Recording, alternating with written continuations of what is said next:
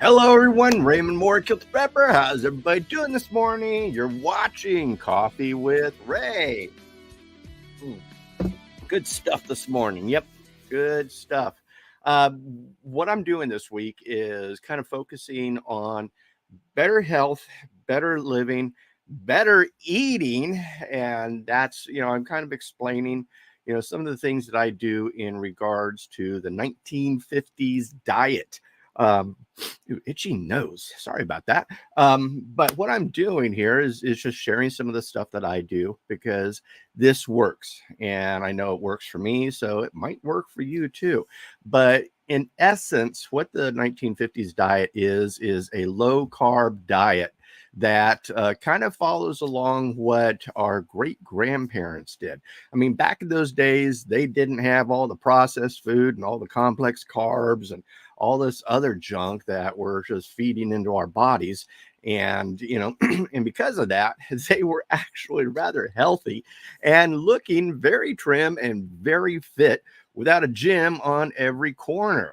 And so, I mean, again, I challenge you, just go, type in 1950s, 1930s people, and you'll be amazed at looking at how many people were in great shape. And it's because they ate healthy.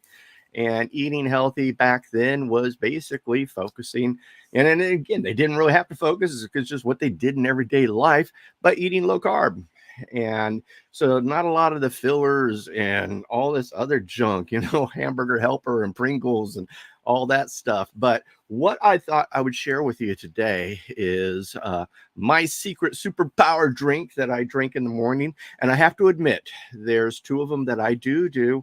One of them, and this is this is called glucerna. And because I focus on a low carb diet, I'm always looking for when I can cut my carbs. But this is called glucerna, and it is actually made for diabetics. But I like it because it is low in carbs, where a lot of these protein drinks and everything that you get are super high in carbs and all this under the junk, where glucerna isn't. It's really great. And so what I will do is usually add a scoop of that to my coffee.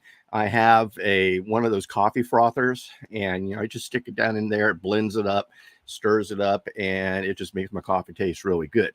But the other thing that I do is make a bulletproof coffee. And one of the main ingredients to that is MCT oil. And this is what I use. It runs something like $20, $22 or something on Amazon. And out of all of them that I've tried and everything, this is one that I like the most.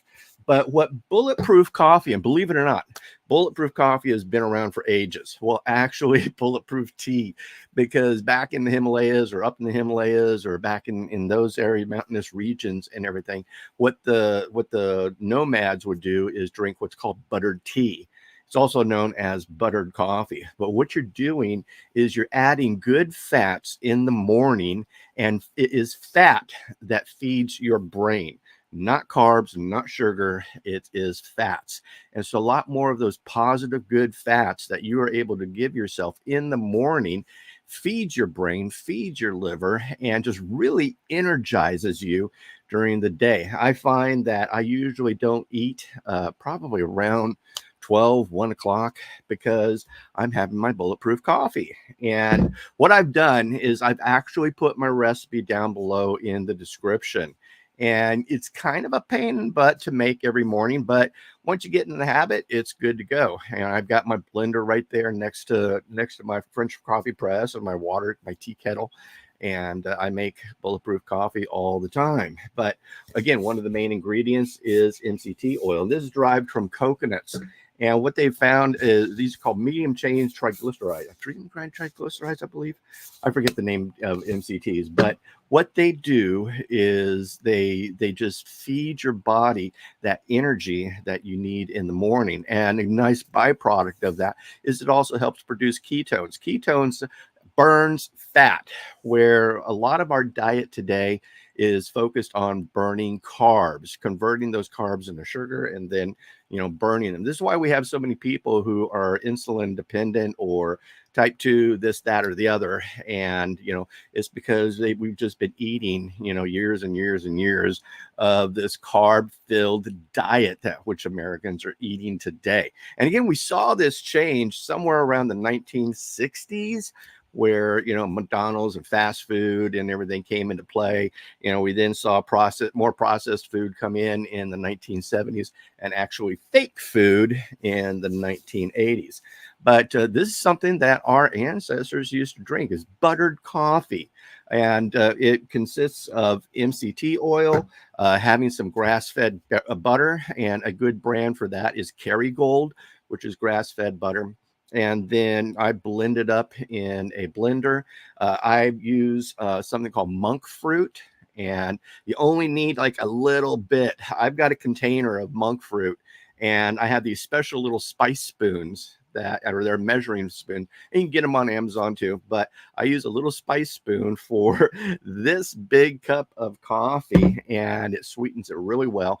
And the nice thing about monk fruit is that it doesn't trigger your glycemic index, or it doesn't really boost your sugar levels or your blood glucose levels, where sugar and some of these other sweeteners and everything instantly kick in and increase your blood glucose levels. And so the key to what I try to do is reduce my carbs, reduce my blood glucose level. Again, this is why I choose this over some of the other sort of protein powders and everything in the morning. And by doing that, you're feeding your body positive fat and positive energy. And you will be amazed if you follow my recipe below and try it out. I mean, and you can also get MCT oil at Walmart. I find it's rather expensive for what you get. I was looking at just the other day, they're selling like a small bottle of it for something like $18, where this is a big, 32 ounce,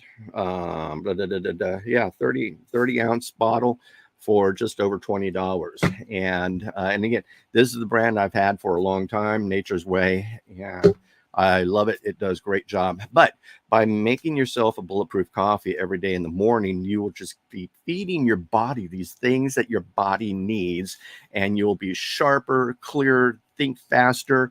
You'll be energized. And another good thing is that you will continue your intermittent fasting. And what I mean by intermittent fasting is that when you go to sleep, you're obviously not eating. And so the longer that you're able to fast, then the more that your body will consume the fat and byproducts that it's supposed to do, versus looking for those carbs and sugars and so forth. So what I do again is I drink my bulletproof coffee every morning. And again, I find myself not hungry till about 1 o'clock every day. And so by doing that intermittent fasting, you're going to see yourself lose even more weight and just be in a better shape. And so this is something that I really am enthusiastic about. It's something I've been doing for years now, and it really truly helps. And there's probably days you notice me on videos when I have not made my bulletproof coffee, and maybe it's just plain coffee, but the days that I do have my bulletproof coffee, I am just charging hard. And it really does. And again, I challenge you guys to give this recipe a try. Try it for yourselves, and you will see the energy levels go up. You're not going to be hungry in the morning. You're going to be thinking clearer. You're not going to have that foggy brain, all that other stuff. And then again, you're not going to need to have some breakfast or anything like that, because what breakfast is, break fast. You're breaking your fast from the last night's, not eating because you were asleep. So that is what I do. And again, my bulletproof coffee recipe is below.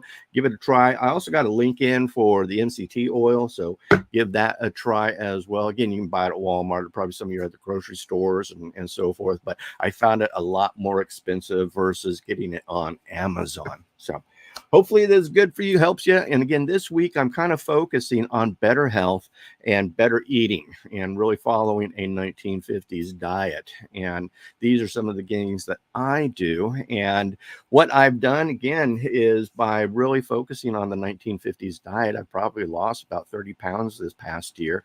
And I've done it in a healthy way, in a nice slow way.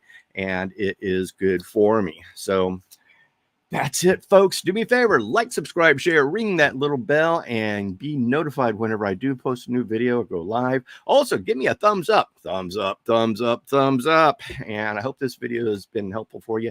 Do me a favor, if you have any questions or anything, just reach out, contact me, and let me help you out. And also, I meant to share this to you. Yeah, this is the book that I wrote a long time ago, Learning the Keto Way for Beginners. And it was a book on living the ketogenic lifestyle. And that is something that I am doing kind of with the 1950s diet. It isn't a hardcore keto diet. I've really made it very, very simple. I don't count calories. I don't do macros. I don't measure my foods. I don't pre-plan meals. I don't go out and buy a bunch of Jenny Craig or Atkins or any of this junk food or anything like that. What I do is I just keep it simple and just live life daily, eating a very clean and healthy diet, just like our great grandparents did. So, but this is the book that I wrote because some of you guys were asking, well, you wrote a book. What is it? So there's the book and things. But that's it. That's all I can think of. We've got Lifetimes of Texas Mom, Holly, Aaron, and Holly. So again, thank you so much. We'll see you. Goodbye. God bless, and kilt on.